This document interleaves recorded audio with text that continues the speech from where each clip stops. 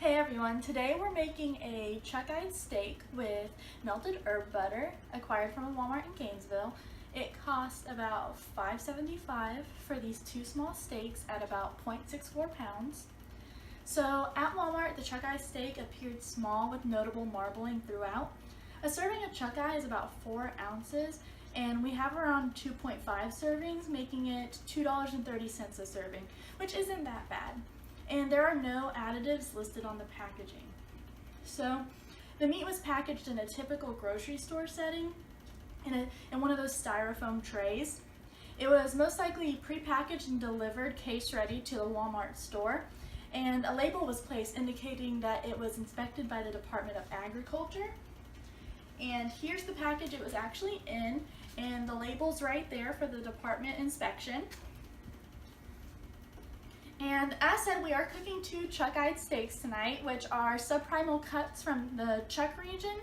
And the chuck is the shoulder, so it's tough due to lots of movement from the cow when it was alive. And the product is intact, so we can actually cook it to a kind of lower temperature without any worries about bacteria.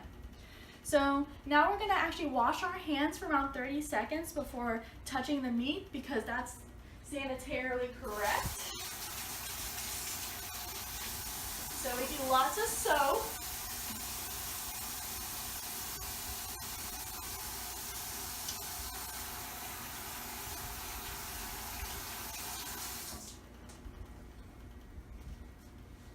And dry off your hands.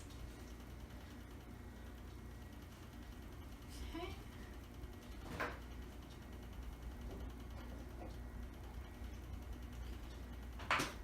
So here's my steaks. Before this video, I seasoned the meat with salt and pepper and placed it in the refrigerator uncovered at about 40 degrees Fahrenheit, which is standard refrigerator temperatures.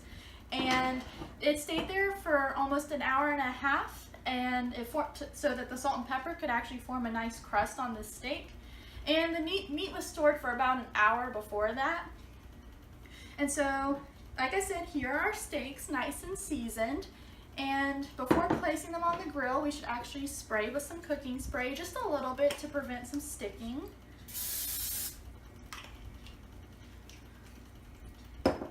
We are cooking on an electric grill because it's really user-friendly, because I'm a bad cook, and it is super easy to clean, which is awesome for the end of this.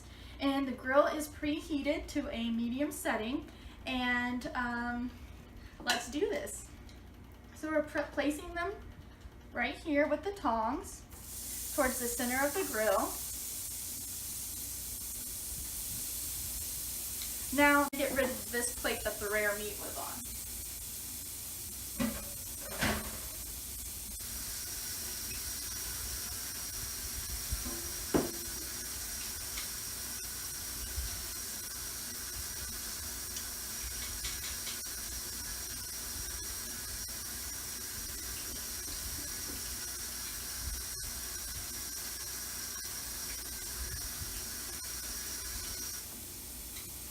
Now we're going to dry them off from a different towel than what we used to originally dry our hands.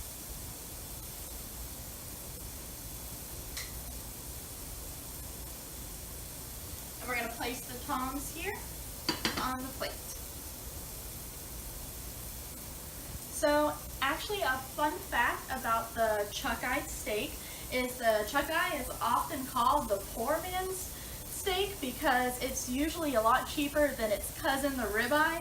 So it's perfect for college students, which is why I buy it. And unlike the ribeye, the ribeye is actually from the 6th and 12th rib, while the chuck-eye is from the 5th rib. And I have a little picture here, and the chuck is where the arrow is right there, like I said before, in the shoulder region.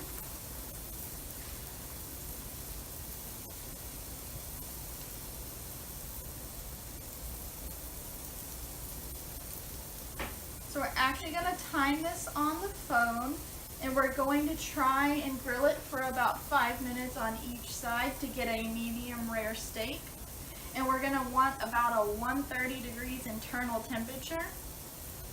And we're only going to flip it like 1 to 2 times because we don't want to flip it too much. right after placing them on the grill, we're actually going to add some adobo seasoning, and it's a catch-all seasoning. It has a lot of stuff in it. It has some salt, pepper, garlic powder, and a lot of different spices, and it just adds a little bit of flavor. We're just going to add just a little bit.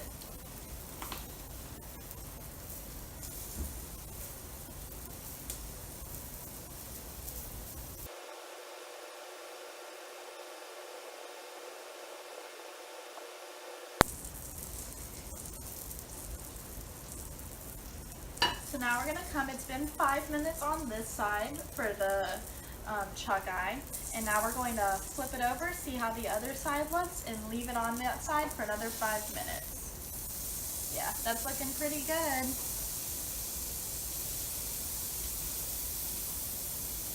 So place the tongs back.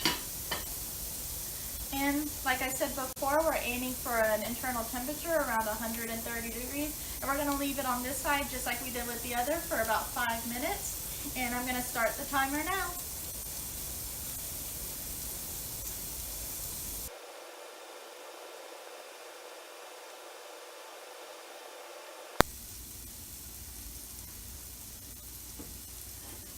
Okay, I'm going to go ahead, and we've been on 5 minutes on both sides, so I'm going to flip her over one more time. Seeing a little problem right there. And now we're going to go ahead and check that internal temperature. Remember, we are going to be aiming to get around 130 degrees for our internal temperature. That means we're good to go. So when taking the internal temperature, we want to go in at the side, which is going to be the thickest point, just to make sure we have an accurate reading.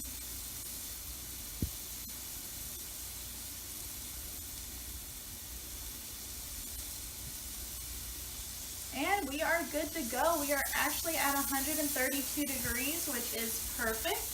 So go ahead and put this back.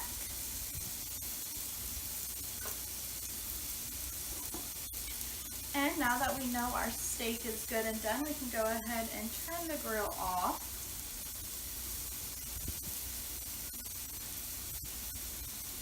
So we are good to go.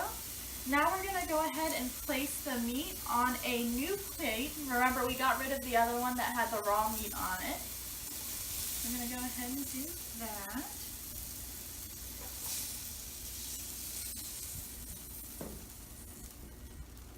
Awesome. So our next step, which is going to be one of the final steps, is going to be to use the herb butter. So I use this little mix. It was melted butter with some garlic, parsley, and chives, and it makes really good flavor. You just add a little dollop on the top of your steak. Or when the dollop doesn't work, you can spread it around a little bit.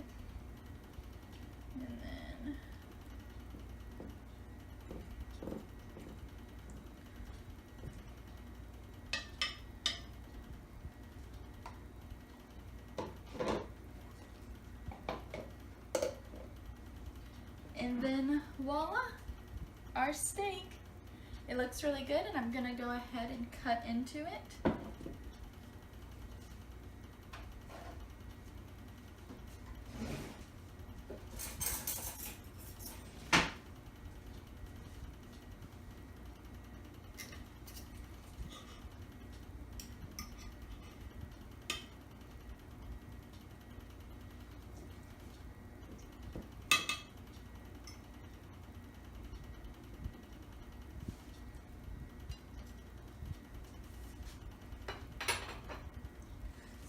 We are a little overcooked, but it's okay. We're still ready to serve it, and any leftovers would be put into one of these airtight Ziploc bags and stuck in the fridge.